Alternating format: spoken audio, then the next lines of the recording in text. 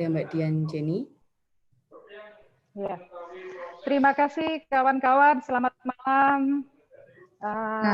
Salam Rahayu.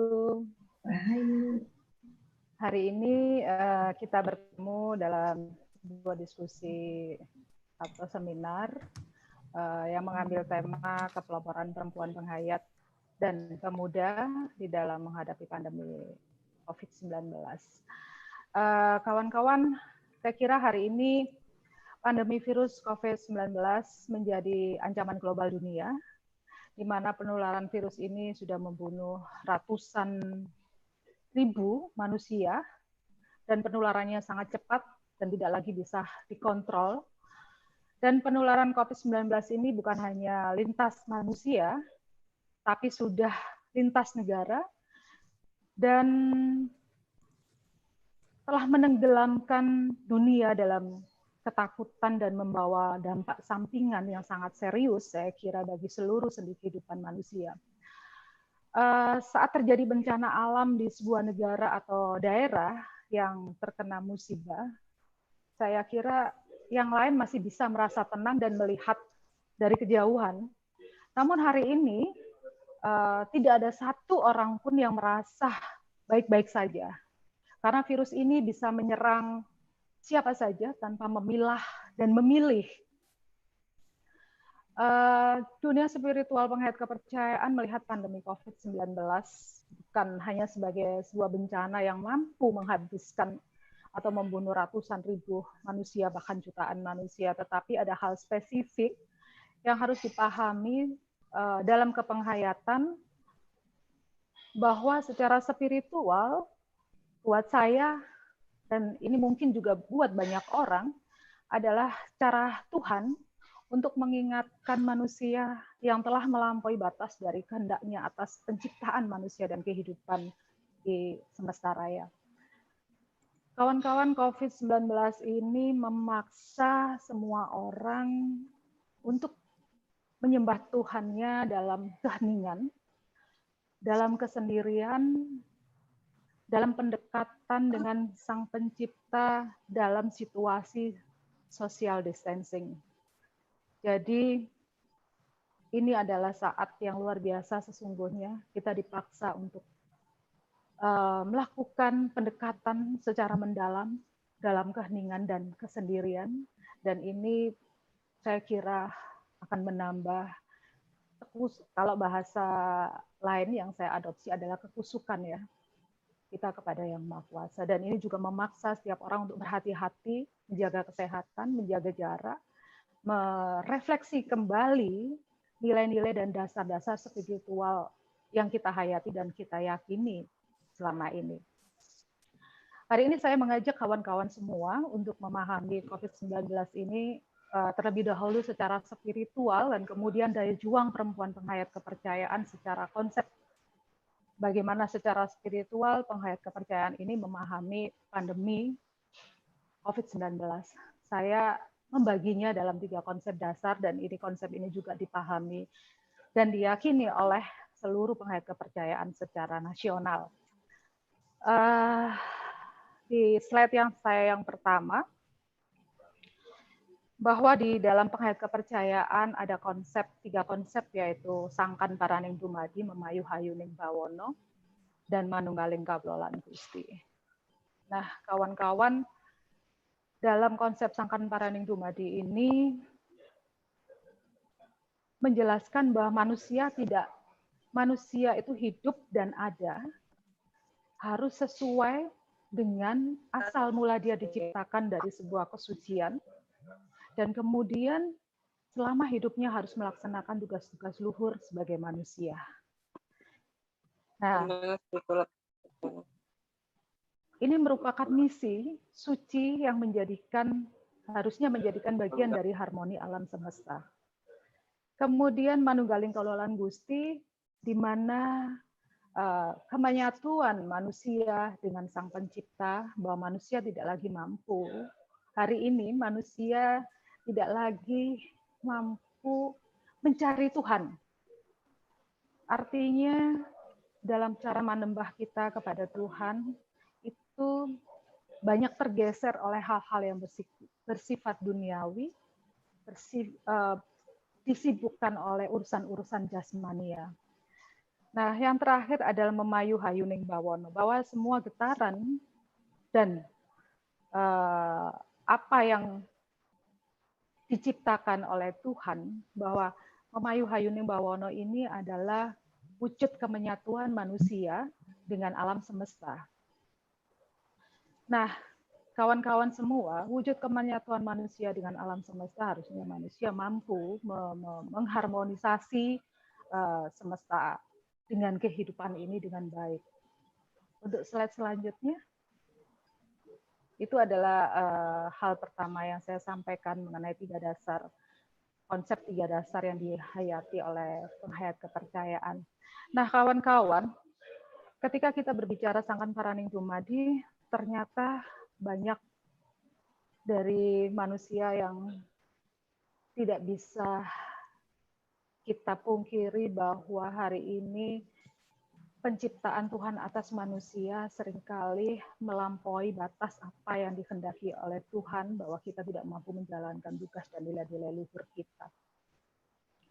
Bahwa manunggaling kaulolan Gusti, di mana kenyatuan manusia dengan Sang Pencipta, tidak lagi manusia mampu menjadi abdi kinasih yang mampu mendekatkan dirinya pada Tuhan dengan mengolah sampurnaning manembah. Kesempurnaan bagaimana kita menyembah pada Yang Maha Kuasa. Kemudian menghayu-hayu Bagyo Bawono, di mana harusnya setiap manusia mampu mengharmonisasi dan menjaga merawat alam semesta yang kita tempati ini sebagai tempat berpijak, tidak dengan sikap serakah, kepongahan, ambisi, dan yang lebih lagi adalah mengeksploitasi sumber-sumber alam dengan tidak lagi bertanggung jawab dan berusaha untuk memperbaikinya. Nah, seluruh sikap perilaku buruk ini akan membawa getaran negatif, dan inilah yang menjadi sumber dari banyak bencana, karena tidak lagi mampu membangun harmonisasi dengan kosmologi semesta raya, dan getaran tersebut juga berdampak pada makhluk kecil yang tidak kasat mata, seperti virus yang sedang membuat kekacauan dan bencana pada seluruh warga bangsa, warga dunia hari ini. Nah, ketika energi negatif ini sudah menyelimuti alam semesta dan alam pun sakit karena kerusakan, maka alam pun akan kembali menyehatkan dirinya. Alam pun akan kembali membenahi ketimpangan kosmologi. Alam akan merecovery dirinya dengan caranya tanpa lagi memandang apakah dia adalah orang kaya, apakah dia adalah orang pejabat. Ini tidak pandang bulu. Dan inilah yang kita namai seleksi alam sedang terjadi hari ini. Nah, kawan-kawan, di tengah situasi yang sangat luar biasa, meresahkan, mengkhawatirkan, saya mengajak kawan-kawan untuk melihat kekuatan perempuan hari ini. Saya kira ini menjadi sangat penting untuk kita bahas bersama, bahwa peran perempuan hari ini lebih penting, saya kira, dari hari-hari sebelumnya, walaupun hari-hari sebelumnya juga sangat penting. Karena perempuan memainkan peran yang lebih banyak dalam berbagai ruang dan memiliki multitalenta. Nah, bahwa peran dan kekuatan perempuan yang luar biasa dalam menjaga ketahanan atau kekuatan keluarga dengan kesadaran sosial, dan ada beberapa yang saya contohkan dalam skema yang saya buat. Untuk skemanya bisa dilanjut.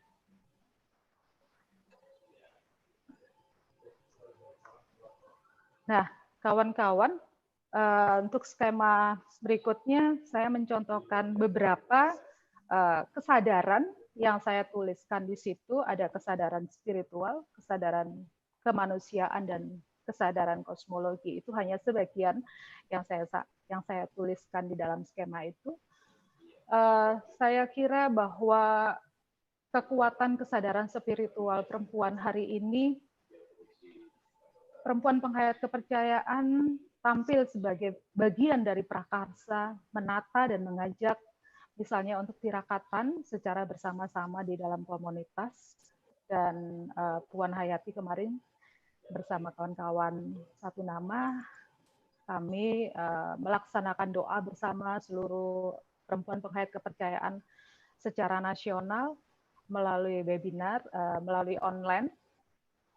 Dan ini dilanjutkan dengan doa bersama di setiap rumah dan dilaksanakan secara terus-menerus sesuai dengan ajaran dari komunitasnya masing-masing. Dan selain itu, perempuan juga mempunyai peran penting bagaimana mengajarkan dan meneguhkan kembali nilai-nilai spiritual di dalam rumah. Saya kira kita sebagai ibu dari putra-putri di rumah, kita juga memantau, kemudian mengajak anak-anak untuk selalu berdoa supaya kita terhindar dari bencana pandemi COVID-19. Kemudian adalah kesadaran kemanusiaan. Kesadaran kemanusiaan bahwa perempuan penghayat juga melaksanakan kepedulian sosial di tingkat daerah, di tiap komunitas, di tempat kerja, bahkan di dalam ruang politik sekalipun. Kadang kita memakai label sebagai penghayat kepercayaan, tetapi ada suatu saat kita tidak menggunakan label apapun, tapi kita sebagai sesama manusia, kita melaksanakan bantuan-bantuan sembako untuk saudara-saudara kita yang memang sedang membutuhkan. Nah, sebagian besarnya kepedulian sosial ini banyak diinisiasi oleh perempuan. Dan kita harus memahami bersama sesungguhnya nilai spiritual itu harus mampu membawa kesentosaan bagi bumi dan kehidupan. Kemudian untuk berikutnya adalah kesadaran kosmologi.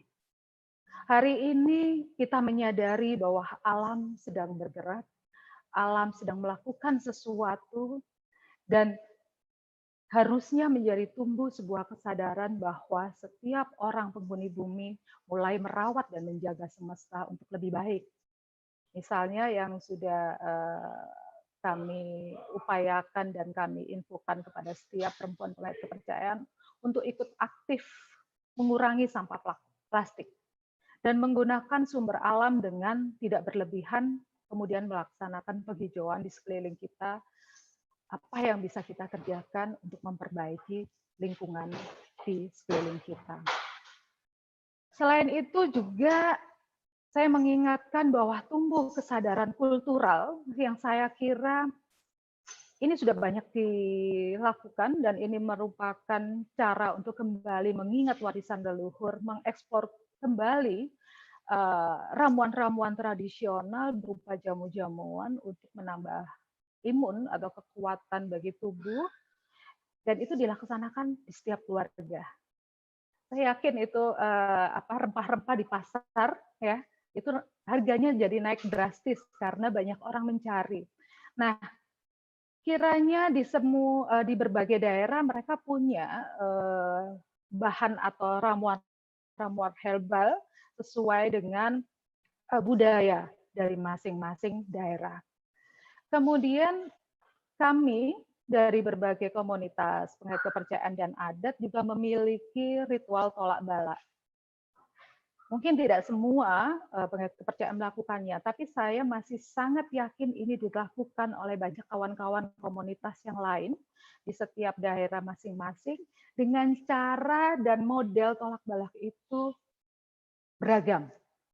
Tapi yang jelas tolak balak ini dipasang di dalam setiap rumah, didoai terlebih dahulu sebagai upaya permohonan kepada Yang Maha Kuasa atau kepada Tuhan supaya seluruh anggota rumah itu dihindarkan dari bencana atau pandemi COVID-19. Nah, ini adalah sebagian dari apa yang saya contohkan di dalam kepeloporan perempuan di dalam menghadapi bencana COVID-19. Kawan-kawan yang saya hormati, kekuatan perempuan di dalam keluarga, saya kira secara otomatis hari ini banyak juga perempuan yang menjadi tulang punggung keluarga. Kita lihat banyak sekali PHK dan pengurangan pegawai atau pengurangan gaji pegawai juga Kemudian banyak ibu-ibu yang kemudian berupaya memenuhi atau memperbaiki ketahanan ekonomi keluarga yang sedang mengalami kemunduran dengan berjualan online. Dan ini yang patut kita prihatinkan adalah ketika banyak perempuan bekerja, kemudian dia di ruang domestik, beban yang dipikul di dalam pekerjaan domestik itu seringkali masih menjadi beban utuh perempuan. Nah, saya kira justru di dalam diskusi hari ini kita akan juga berbicara pada hal yang penting, bagaimana pembagian kerja di ruang domestik bukan hanya menjadi tanggung jawab utuh perempuan, justru di mana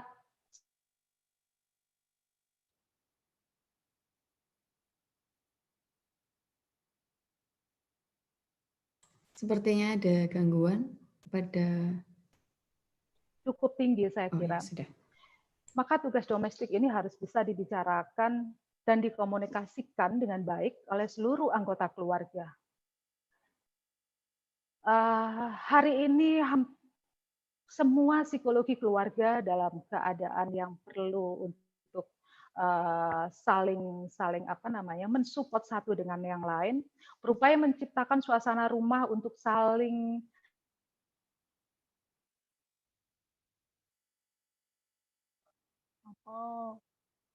ya. Mbak Dian, Ya. apakah ada kendala dalam koneksi internetnya?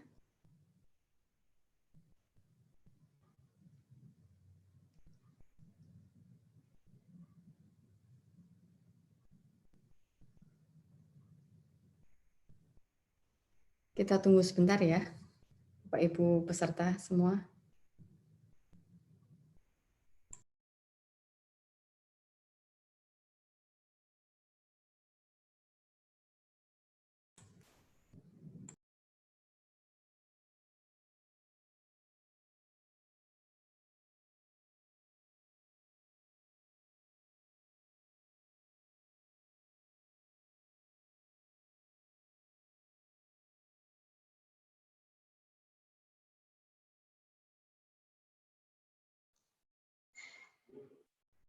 Saya lanjutkan. Ya, silakan Mbak Dian. Nah, sampai mana tadi ya? Sampai di peran perempuan di keluarga, Ya. Mbak. Jadi situasi yang seperti ini ketika perempuan ada di dalam rumah, informasi yang saya terima dari berbagai kawan-kawan pendamping atau yang melakukan advokasi terhadap perempuan, ini tingkat kekerasan di dalam rumah tangga semakin meningkat dalam 2 bulan, sangat signifikan, dan ternyata itu juga dihadapi oleh negara-negara lain di dunia. Semoga pandemi dari COVID-19 ini tidak hanya menjadi bencana, tetapi ini juga menjadi sebuah kesadaran kita semua bagaimana kita kembali merefleksi nilai-nilai spiritual, kita kembali berupaya untuk melihat peran perempuan yang sangat penting dalam segala aspek kehidupan, dan kita berpikir kembali untuk bagaimana kesetaraan gender itu bisa dilaksanakan dalam setiap keluarga, karena basis dari semua ini adalah basis keluarga, dan pembagian peran domestik itu bisa dikomunikasikan dengan baik. Dan pandemi COVID ini juga akan membawa kesadaran kita untuk bagaimana merawat alam semesta dan meningkatkan kepedulian sosial dan rasa kemanusiaan untuk lebih baik dan berkualitas ke depan. Terima kasih. Terima kasih Mbak Dian atas paparannya. Sangat tepat waktu.